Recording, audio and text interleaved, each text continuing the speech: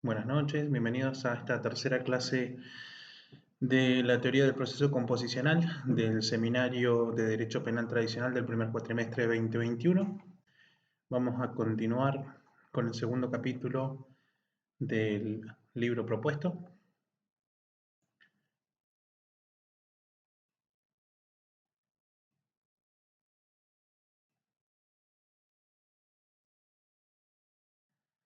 Bien, lo primero que tenemos que desarrollar es el título.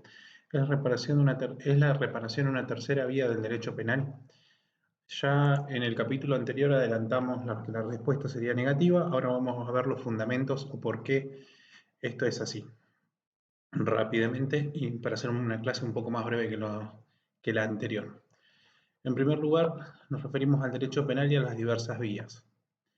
Al derecho penal le ha costado circunscribirse a la simple aplicación de la pena, en particular a la pena de cárcel o las más violentas. Recordemos que la pena de cárcel es la más violenta de todas. Que la política criminal deba articular cada vez más con otras políticas para poder cumplir funciones eficaces en la gestión de los conflictos es algo cada vez más necesario. Bien, acá se discute mucho sobre cuál es la finalidad del derecho penal, si la finalidad del derecho penal es solamente juzgar el delito cometido o si cumple otras finalidades, como por ejemplo la finalidad de evitar la comisión de nuevos delitos y hasta qué punto. Bien. En este sentido, la perspectiva de la obra, orientada a expandir el uso de fórmulas reparatorias o de baja punición, penas alternativas en la justicia penal, pero no por ello convertirlas en instrumentos propios de la política criminal o incorporarlas al mundo conceptual del derecho penal, en sentido ordinario, no en el que propiciamos, vinculado al sistema de garantías. Bien, la incorporación, como ya dijimos, del proceso composicional tiene que ver con la utilización de herramientas de otros ámbitos del derecho, no con introducir esta herramienta y intentar hacerla propia del derecho penal, entendiendo que se encuentra ya desarrollada en otros ámbitos y que los principios o garantías del derecho penal no juegan en este acápite, o si bien lo hacen de una manera distinta. Seguimos adelante. El punto central aquí no es la existencia de esta necesidad social, sino la incapacidad del derecho penal de circunscribirse a la aplicación de la pena, sabiendo que ese cometido ya es de por sí difícil. Tampoco el problema es que la justicia penal construya o utilice otro tipo de herramientas, como propiciamos en una política criminal minimalista, que busca siempre su propia reducción, sino la pretensión de que porque esas medidas se realizan en la justicia penal, entonces eso solo ya las convierte en una herramienta de derecho penal. Por ejemplo, el autor se refiere a lo que se conocen como las medidas de seguridad que se pueden encontrar en el derecho sustantivo, tanto como en el derecho procesal penal.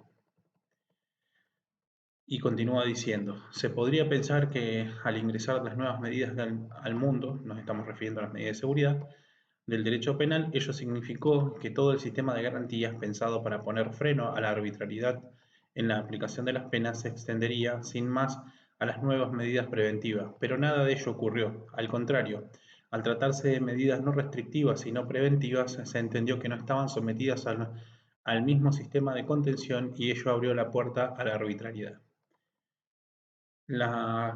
Para quienes interese, las medidas de seguridad fueron objeto de tratamiento en varios fallos de la Corte Suprema de Justicia de la Nación.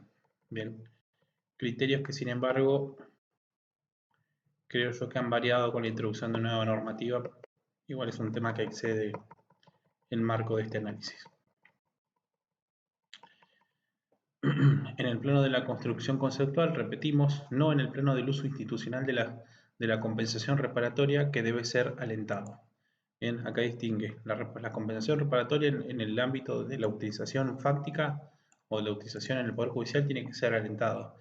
Lo que no tiene que ser alentado es la construcción de una teoría que incorpore, tal como ocurre con las medidas de seguridad, estas herramientas al derecho penal y, y bueno, les dé un fin distinto del que bueno, vienes sosteniendo y explicando el autor.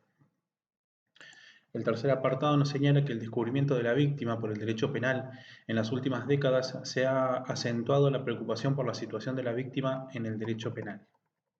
Lo cierto es que en la realidad del derecho penal la víctima o era una excusa para el desarrollo de finalidades puramente estatales, la obediencia, o directamente era maltratada por los operadores judiciales y el sistema procesal que la consideraba antes que nada un testigo que debía en muchos casos ser hostigado para que diga la verdad. Eh, bueno, acá hay distintos ejemplos. Por ejemplo, está toda la discusión sobre la legitimación procesal de las víctimas en el procedimiento, por qué sí hacerles lugar, por qué no hacerles lugar. Hay mucha bibliografía relacionada con el rol de la víctima dentro del procedimiento, si pueden o no estar presentes y en qué casos una persona afectada no necesariamente es víctima y en cuáles sí. Eh, por ejemplo, véase todos los delitos contra la administración pública, todo lo que es delitos de corrupción, todos temas procesales muy actuales dentro del derecho penal. El desarrollo y la mayor presencia pública de una nueva disciplina, la victimología, el retroceso de las políticas asistencialistas que buscan ocuparse de la víctima desde un lugar distinto del derecho penal, la mayor visibilidad de víctimas que habían sido olvidadas en un modo muy grosero, mujeres, niños abusados, víctimas de violaciones de los derechos humanos, etc., modificaron o completaron esa tendencia según los momentos y los países, haciendo nacer una nueva preocupación por la situación de la víctima. No obstante, esta preocupación no fue uniforme ni en su intensidad ni en su orientación ideológica. Para algunos sirvió nuevamente de excusa para volver a poner en el centro un derecho penal represivo, endurecer las penas y denunciar el fracaso de toda la política de humanización de las cárceles en una tendencia política que desemboca en formas actuales de populismo penal, sustentado muchas veces en un modo hipócrita en el dolor de la víctima, pero por otra parte abrió las puertas a una crítica mayor hacia la pena, no solo por sus efectos sobre el imputado y su familia, sino por la incapacidad radical en esa pena de provocar una satisfacción real a la situación de la víctima. Esta segunda tendencia es la que ha abierto el paso a cada vez más fuerte incorporación de las ideas reparadoras en la justicia penal, hasta fundar movimientos en favor del reconocimiento del papel y los intereses de las víctimas hasta el presente. Ese descubrimiento de los intereses de las víctimas fue asimilado de diversas formas por la doctrina tanto penal como procesal penal, una de las formas que criticamos porque reproduce, como hemos dicho, la estrategia teórica del paradigma de la doble vía, es la consideración de la incorporación de las prácticas reparatorias en la justicia penal como una tercera vía del derecho penal.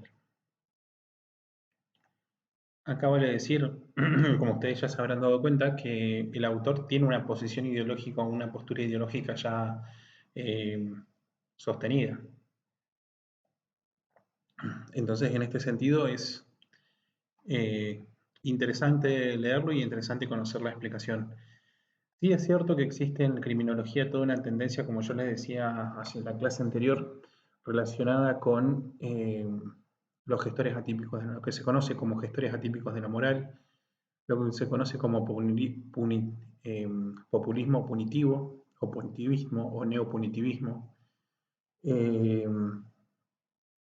la utilización de los medios de comunicación como una herramienta para tratar estos temas y generar miedo en la población y las estadísticas y bueno, hay toda una cuestión que tiene que ver con el miedo al delito y cómo si a través del miedo al delito se generan políticas de ley y orden. Tengamos en cuenta, por ejemplo, en Argentina existieron distintas, más allá de la problemática que es muy real, de las víctimas que son reales, más allá del trasfondo, lo cierto es que muchos casos de víctimas, como por ejemplo el caso Bloomberg, se canalizaron como formas de generar legislación que aplique mayores sanciones y mayores penas por estos tipos delictivos. Así podemos encontrar que la mayoría de las reformas penales están asociadas a alguna clase de víctima y al reconocimiento y a esta suerte de utilización que hacen los sectores políticos de la víctima como un medio para gestionar reformas legislativas y obtener réditos políticos en ese proceso. Algo que no lo digo yo, está sumamente documentado en la bibliografía y bueno, lo pueden consultar y bueno, parte es lo que acá está diciendo Binder. Roxini y la tercera vía. Ha sido Roxini uno de los autores que más ha divulgado esa perspectiva, la perspectiva de la tercera vía. La idea fundamental: se debe llegar a una atenuación de la pena o una suspensión condicional a prueba de la pena, o incluso a una renuncia de la pena si el autor repara los daños producidos y se esfuerza por alcanzar una reconciliación con la víctima. Eso nos dice Roxini. Esto no es solamente una cuestión de rótulos, digamos, cómo lo trata en el capítulo está brevemente lo que dice Roxini. Se los dejo como una tarea pendiente. Vamos al apartado siguiente. Esto no es solamente una cuestión de rótulos, sino que tiene un impacto sobre el aparato conceptual y de fundamentación. Pareciera que cuando el derecho penal descubrió la mayor eficacia del mundo preventivo, intentó apropiarse de él mediante las medidas de seguridad. Ahora de que descubrió el mundo de la reparación civil y su eficacia, vuelve a realizar lo mismo apropiándose de aquello que ya tiene marcos políticos, institucionales y teóricos de tanta o mayor antigüedad que el derecho criminal. Bien. Critica en este párrafo, hace una crítica a lo que son tres ámbitos del derecho penal. El derecho penal cuando se refiere a la culpabilidad y la aplicación de la pena, y el derecho penal cuando se refiere al concepto de peligrosidad y la aplicación de medidas de seguridad. Recuerden que las medidas de seguridad no tienen nada que ver con la culpabilidad, sino que son remedios procesales ante peligros que se encuentran o ante sujetos peligrosos, bien, situaciones peligrosas o sujetos peligrosos. Y la tercera vía es la tercera vía que nombra Roxin, es la de la reparación o del acuerdo que tiene que haber entre una víctima y un victimario y una reparación del daño producido. Que no en todos, ya vimos anteriormente que no se da en todos los delitos, sino que es una discusión que hay que realizar delito a delito y caso a caso. Sin embargo, eso implica, en cierto sentido, implica reducir a la reparación a una vía subsidiaria y no a una vía preeminente como es la postura de Binder. El modelo desarrollado del derecho ha cortado el lazo entre autor y víctima. De acuerdo con ello, el derecho penal como disciplina del derecho público solo se ocupa de la relación del Estado con el delincuente. Las pretensiones de la víctima solo están sometidas al derecho civil. Repensar las relaciones entre el derecho penal y el derecho civil. En ese trabajo creativo comenzar incorporando un modelo lineal del sistema de reparación civil al sistema de sanciones y penas propio del derecho penal. No es un buen comienzo porque produce la inmediata transpolación de muchos conceptos y de tradiciones del derecho penal y los superpone de un modo acrítico al esquema conceptual de la reparación civil, a la vez que desconoce u olvida sus desarrollos tan o más profundos que los propios del derecho penal. El derecho civil y más que nada la reparación civil tiene todo un bagaje propio. Ustedes lo saben porque seguramente cursaron obligaciones y es una materia, de hecho, ahora con la reforma del programa de estudios es técnicamente una materia. Entonces, hay todo no es solamente hablar de reparación, sino que es hablar de reparación en todo su alcance. Al mismo tiempo, los acuerdos de reparación, o sea, hacer buenos acuerdos de reparación va a implicar la necesidad de conocer o tener conocimiento sobre los alcances de los términos utilizados en el derecho civil y la capacidad de homologar o dar cumplimiento a esos acuerdos teniéndolos como base. Un rechazo general de la reparación no se detecta por ninguna parte, solo se discute acerca del camino político-criminal para su realización.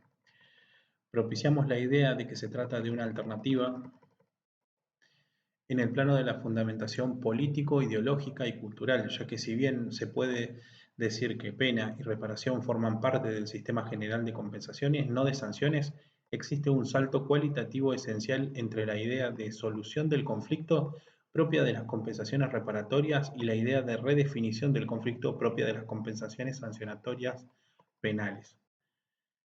Toda una terminología nueva.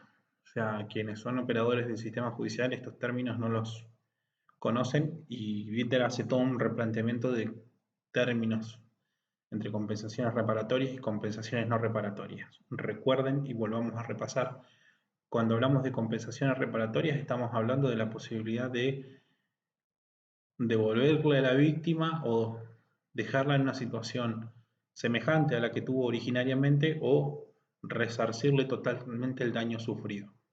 Esto implica muchas veces devolverle el objeto que ha perdido, compensarla por los sufrimientos que ha tenido, compensar los gastos que ha tenido en este interín, todos los alcances que implica el término reparatorio. Las compensaciones no reparatorias están destinadas a no regular el ámbito de lo que es el proceso composicional, sino que las compensaciones no reparatorias están destinadas a aplicarse dentro de lo que es el proceso de conocimiento. El proceso de conocimiento, recordemos, es el proceso donde se aplican las garantías y se somete a una persona a juzgamiento y finalmente se aplica una sanción de tipo penal que muchas veces es la aplicación de cárcel. En ese sentido, son no compensatorias. ¿Por qué? O no reparatorias, porque el sujeto no vuelve a tener lo que perdió. Obtiene, en cierto sentido, en el sentido moral, una reparación mediante la aplicación de una sanción a un tercero. Recordemos que esto genera, por un lado, el sufrimiento de la sanción que compensaría el sufrimiento de la víctima. Bien, esta sería la lógica. Sigamos adelante. Es totalmente impropio e inconveniente decir que existe un único sistema de sanciones penales conformado por tres vías: la pena, la medida de seguridad y la reparación civil. Este problema es una cuestión de clasificación teórica, sino de desnaturalización de la idea de reparación y de dificultad para construir su sistema de límites propio, de tal manera que la vieja idea de arbitrariedad, tal como ocurrió en la segunda vía, tiene altas probabilidades de volver a repetirse. El sistema de responsabilidad civil, por el contrario, nos brinda un marco que permite contener mejor las probabilidades de esa arbitrariedad, sin mengua alguna para las finalidades trascendentes al conflicto mismo, que como vimos forma parte central de las modernas reflexiones y legislaciones sobre el régimen de responsabilidad civil. Entonces, la reparación es la compensación de las consecuencias del hecho mediante una prestación voluntaria del autor. Sirve a la restauración de la paz jurídica. La reparación debe tener lugar, en primer lugar, a favor del lesionado. Cuando esto no sea posible, eh, no prometa ningún resultado o no sea suficiente por sí mismo, entrará en consideración la reparación frente a la colectividad, la denominada reparación simbólica. Esto que está articulado en esta última parte, denominada reparación simbólica, Binder lo trabaja, si bien lo trabaja, lo nombra y lo desarrolla, más adelante lo vamos a ver, es de difícil articulación y compleja articulación. En la práctica va a ser complejo de articular. Sin embargo, es una meta por lo menos deseable.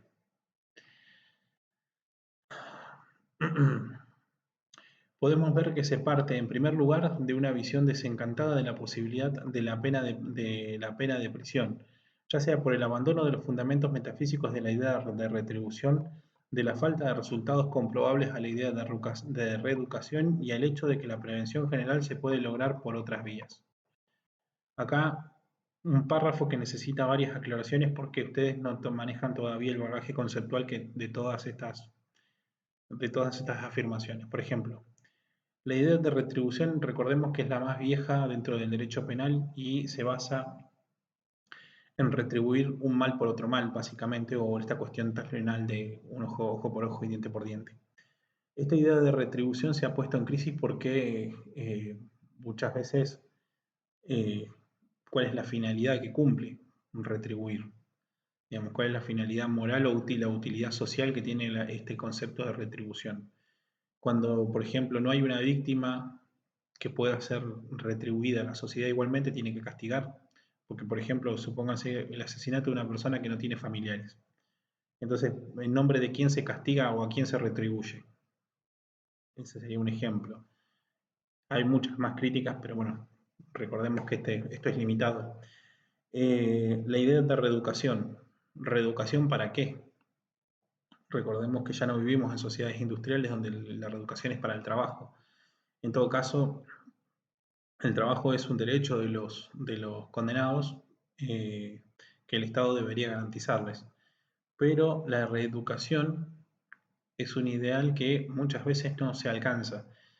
Y aunque existiera la reeducación, muchas veces esa reeducación no corrige la afectación del sujeto. Por ejemplo, tienes un agresor sexual. ¿En qué sentido habrá que reeducarlo o habría que someterlo a un proceso de reeducación? Técnicamente no deberíamos estar hablando de reeducación laboral porque no tiene un problema de falta de motivaciones para el empleo, sino que tiene un problema de... bueno, hay muchas teorías también sobre cuál es el problema que tienen los ofensores sexuales.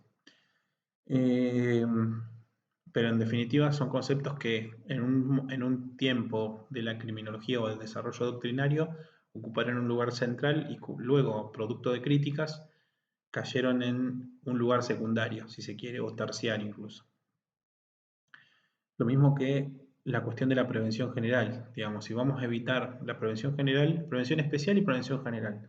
La prevención especial, recuerden, es evitar que el sujeto vuelva a cometer delitos de manera subjetiva. La prevención general es que todos los sujetos de la sociedad motivados por este castigo dejen de cometer delitos. No sabemos cuál es el efecto de este tipo de sanciones, porque de hecho incluso si vamos a datos estadísticos, por ejemplo, el castigo de cierto tipo de ofensores o de cierto tipo de delitos no hace que ese tipo de delitos merme en su cantidad de producción, con lo cual hasta dónde el castigo hace mermar o reduce las posibilidades o infunde temor suficiente para que el delito no se cometa, incluso con penas graves. Bien. Es así que, no obstante, la propuesta no pretende una total sustitución del derecho penal mediante regulación privada de los conflictos, que aparece como una utopía. Evitar la pena, se trata de evitar la pena hasta donde sea posible. Bien. Es la búsqueda de un camino alternativo a la aplicación de pena en toda una gama de delitos, digamos, delitos sin aplicación con sanciones eh, que son escarcelables, como ya plantea el autor. Entonces, en toda esta gama de delitos donde no se aplican sanciones que conllevan la pena, la aplicación de una sanción de cárcel directa, ¿por qué no trabajar medidas de reparación en vez de medidas de cárcel?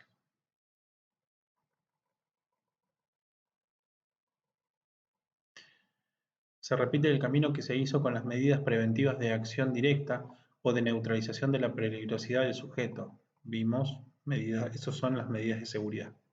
Esa historia no es neutra y ha significado muchos problemas para el derecho penal, en particular para el sistema de garantías. Por ejemplo, las medidas de seguridad dejan de lado el principio de culpabilidad, por nombrar un principio central al derecho penal, que es dejado de lado, reemplazado por el concepto central de la peligrosidad del sujeto. Entonces genera todo un movimiento en el sistema de lo que es el derecho, el sistema de garantías.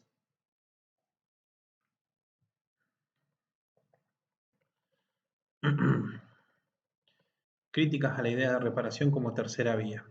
Según ella, resultaría de los fines de la pena que la reparación se debe incluir en el catálogo de consecuencias jurídicas penales en forma de una sanción independiente, en tanto posible instrumento preventivo del derecho penal. La tercera vía se la adjudica, por supuesto, a Roxy.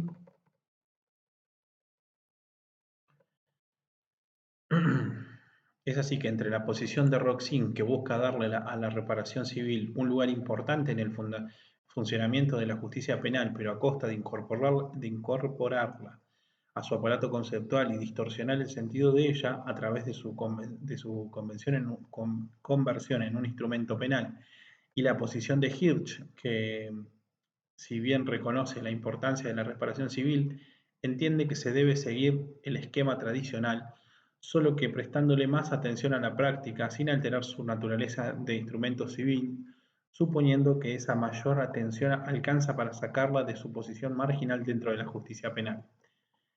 Entre ambas posturas, la de Roxin y la de Hirsch, se encuentra nuestra posición, que le otorga una centralidad y primacía a la responsabilidad civil y su uso en la justicia penal. Vamos a corregir acá porque me quedó. En la justicia penal, pero rechaza convertirla en un instrumento del derecho penal. Esta sería, cuando habla de nuestra postura, es la postura de Binder, que en cierta medida compartimos. Por eso la estamos desarrollando. Es que no quiere reconocer que la separación entre pena y reparación es posible realizarla en el plano conceptual, pero mantiene un alto nivel de artificialidad en el mundo de la vida social. Los teóricos del derecho penal confunden esas dimensiones y creen que los sistemas clasificatorios deben imponerse por sobre las necesidades sociales. Sistemas clasificatorios además que han sido discutidos permanentemente, que no se encuentran tan consolidados como ciertos académicos pretenden y que le cuesta seguir a la jurisprudencia enfrentada a casos particulares que reclaman soluciones diversas. Es así que oposiciones a la incorporación de la reparación dentro del sistema penal. En primer lugar, la eliminación encubierta de la protección jurídico-penal, este daño que hacemos al sistema de garantías. En segundo lugar, no puede ser extraña porque el derecho penal la ha adoptado. O sea, si el derecho penal ha incorporado a la reparación, ¿cómo puede ser una vía extraña al derecho penal? Y en tercer lugar, se podría dar lugar a lo que califican como un comportamiento hipócrita de parte del imputado, que puede aseverar arrepentimiento sin que ello sea en realidad cierto, como un mecanismo para obtener cierto tipo de ventajas. Es así que desde el punto de vista procesal se critica que se somete a las partes a presiones de reconciliación, pero ya veremos cómo el proceso composicional reclama también un sistema de garantías y de reglas de juego claras, y minimizan esta posibilidad que obviamente, como dice el autor, minimizan, no quiere decir que no estén presentes, pero es un riesgo que hay que minimizar a través de la correcta técnica de aplicación del instrumento. Entre mejor sea la calidad de la aplicación del instrumento, mejor va a ser la respuesta del sistema. Es así que debe quedar claro que ya ni el bloque de constitucionalidad, ni la legislación secundaria, ni la práctica de los tribunales responden a ese esquema. Nos estamos refiriendo al esquema de la doble vía y en este caso la incorporación de una triple vía. Bien, no hay algo así como una triple vía. Recordemos que cuando hablamos de este esquema de la triple vía es pena, medida de seguridad y en este caso reparación. El segundo apartado nos habla de la reparación desde una visión amplia. En la terminología de Mayer, frente al derecho penal como poder del Estado centralizado, producto de la modernidad, se alza otra manera de observar el derecho penal como forma de solución de conflictos.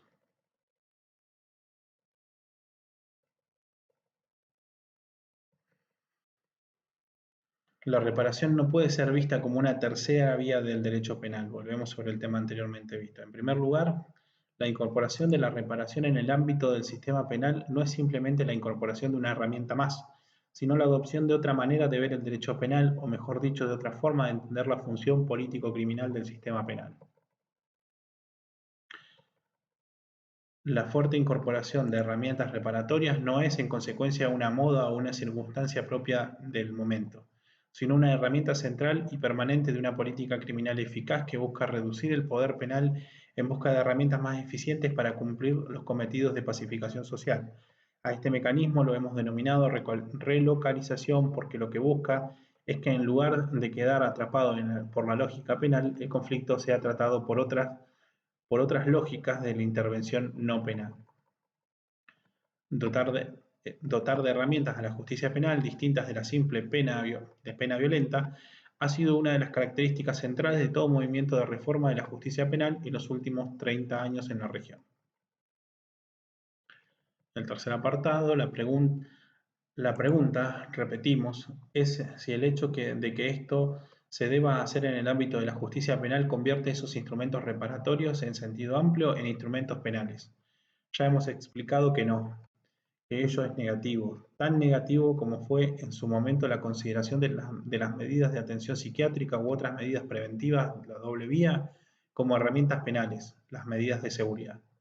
Ello provocó inconvenientes en la doctrina de las garantías del derecho penal que no han sido resueltas hasta la actualidad, y al no poder dotar de claridad al sistema generó y avaló arbitrariedad, alejando a las medidas de seguridad del mundo de las herramientas de la salud mental e incluso colonizando parte del mundo que adquirió formas punitivas más expresas. A quienes interese profundizar en este tema de las medidas de seguridad, pueden leer el libro de Zaffaroni, El enemigo en el derecho penal, que de hecho no sé si hicimos una clase el cuatrimestre pasado. Entonces, queda la sensación de que se busca la reparación para darle nuevos aires a una justificación de la pena que no logra superar en la realidad el fundamento de la compensación y de última ratio, es decir, poco nivel de justificación positivo, es decir, de capacidad de legitimar el poder penal, ante notorias disfunciones sociales que son evidentes y cuya consideración cíclicamente se vuelve inocultable para la doctrina penal. La reparación no tiene nada que ver con las teorías de la pena, y si se trata de discutir sobre sus fundamentos sociales o su justificación intrínseca, existen suficientes reflexiones complejas sobre ella misma, sin necesidad de acudir a una forzada referencia a las doctrinas sobre la justificación de la pena.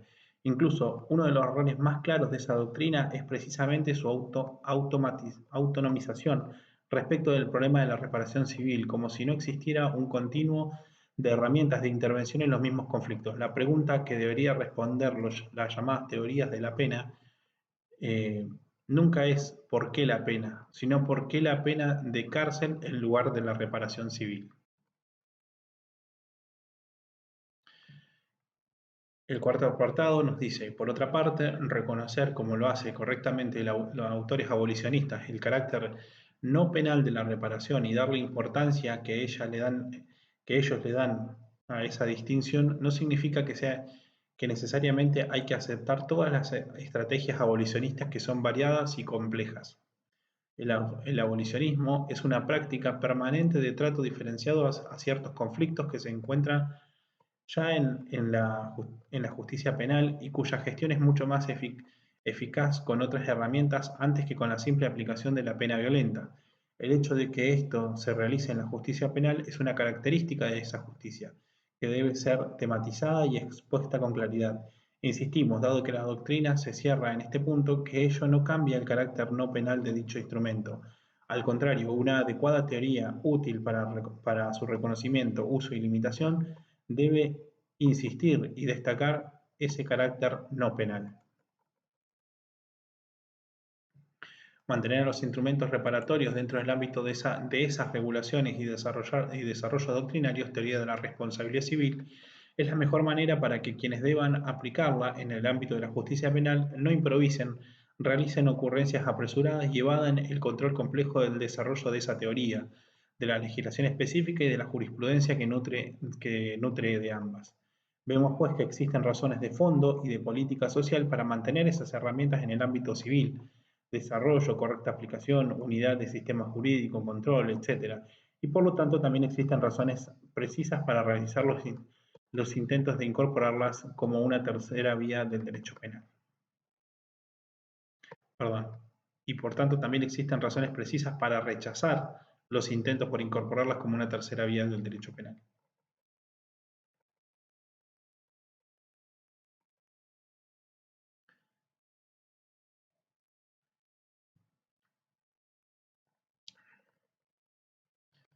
Otro, otro elemento que no nombra ahí el autor, pero que es interesante, Es decir, lo siguiente, esto facilita acudir a los desarrollos conceptuales de la teoría de la responsabilidad civil, facilita la tarea de aplicar la reparación dentro del derecho penal, porque no hay que inventar un bagaje conceptual nuevo ni crear nuevas herramientas. Se trata de incorporar dentro del procedimiento, bajo las reglas que habilitan la reparación en el proceso penal, y utilizar herramientas que ya están desarrolladas en otros ámbitos del derecho, con mayor o menor grado de, de apertura o cierre.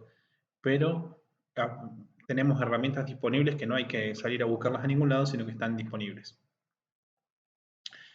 Bueno, hasta acá el apartado 38 del libro, en realidad del tomo 4.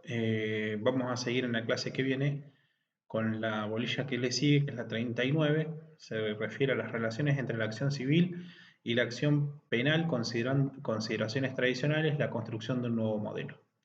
Esa va a ser nuestra próxima clase. Así que nos estamos viendo muy pronto. Saludos.